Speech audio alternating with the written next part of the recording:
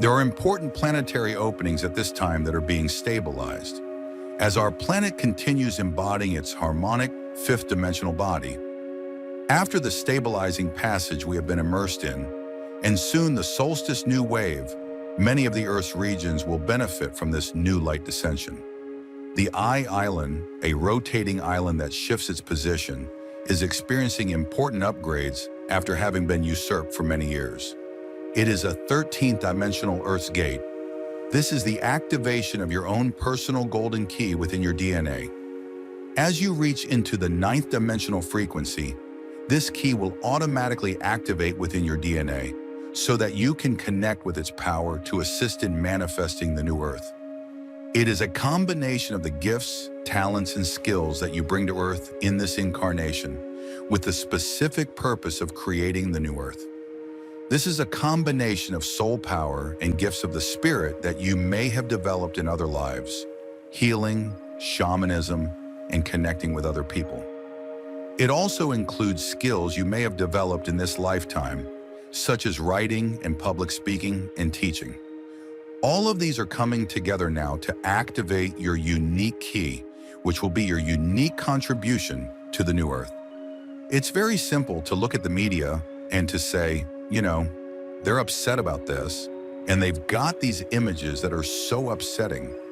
And this person did that. And oh, this crowd, if this party would just disappear, everything would be wonderful. And we do speak on this upon occasion. It's certainly not the first time we've mentioned that there is a huge agenda afoot from the old power structure to keep people in separate categories and facing off against one another and upset about other events. And then they're the power structure. Covered, they can do as they wish. Nobody's going to notice. Nobody's going to report on it because they're too busy reporting on this big thing over here, this explosion or this anger or this shock or this mock event or actual event that is upsetting people. We need to be open to receive and trust our guidance if we are energetically balanced, as it has been a fixed belief in the spiritual community that there are 12 main Earth sites or locations. And this is not at all what I and many of you receive and work with when we help stabilize. Many other regions are 2nd, 6th, or 12th dimensional ones too on the planet, as there are as well what it is also called minor locations, which are just as important as the major ones. Ceasing repetitions and spiritual distortions which foment old concepts and limitations, and being open to learn and assist from a completely empty mind of beliefs and concepts is essential to receive and help. Stabilizing and above all, clearing this area, especially physically, is pivotal at this time. As you embody more of the higher frequency energies, you will feel some symptoms. First will Bev, letting go of everything that is holding you back or weighing you down. This can be difficult as it will test emotional attachments. Then there will be detox symptoms. As you move higher and embody more of your true angelic being, your cells and your body will need to detox as they throw off old patterns and release toxins on all levels. This will enable you to purify your being and to bring more radiant love and compassion to Earth, and to hold it in your body. You will become a shining one whose presence evokes love and beauty.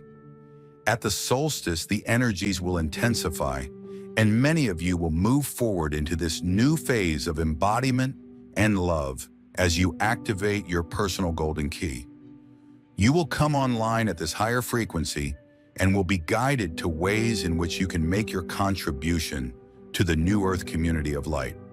We wish you blessings in the month of June. And the networks will say, well, we've got to cover this because obviously this is where people are right now. They're very upset. They're wondering what's going to become of us. And then what was really happening, a bit under the surface or slightly behind closed doors, gets ignored or not investigated. And this is part of the point.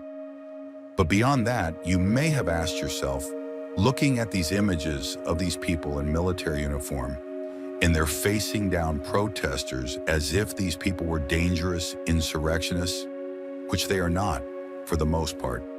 And yes, some young people and some who are unbalanced have taken advantage of the moment to add a lot of chaos, but some of them were instructed to do so. So this is not a matter of these people are asking for trouble and they ought to be locked up, etc. Not at all. These demonstrations of military might are planned events, and they are created to keep the populace in fear. But beyond that, they are created also to keep you in places of separation from one another. This planetary gate needs reparation at a 1D and 2D levels, stabilization at a 3D1, and reparation and anchoring of its crystalline original structures, a task that gatekeepers and New Earth's anchors will offer remotely until this space can be completely cleared, which is going to be a challenging task as other special lakes on the planet, which are too being rehabilitated. Let us join our hearts as one family and feel love for all the Earth's spaces and locations we feel guided. Our intention and feeling are enough to trigger the shift we wish to anchor. You are all uniquely gifted and required for our planet to be restored again, independently of the role you play, for all is equally important. As you learn to trust yourself, guidance, and give yourself the unique place in the world you shall occupy, you will feel more comfortable joining and send a heartfelt intention to retrieve what is pure and has been damaged. Believe in yourself, you are worth it, you are all you need to be. Now for you are everything, as guides reiterate. As you look at people who are in a position where they seem to be calling forward an authoritarian sort of existence, not only for themselves, and whatever that might bring them in their ego, they're also bringing it forward for the populace, for everyone.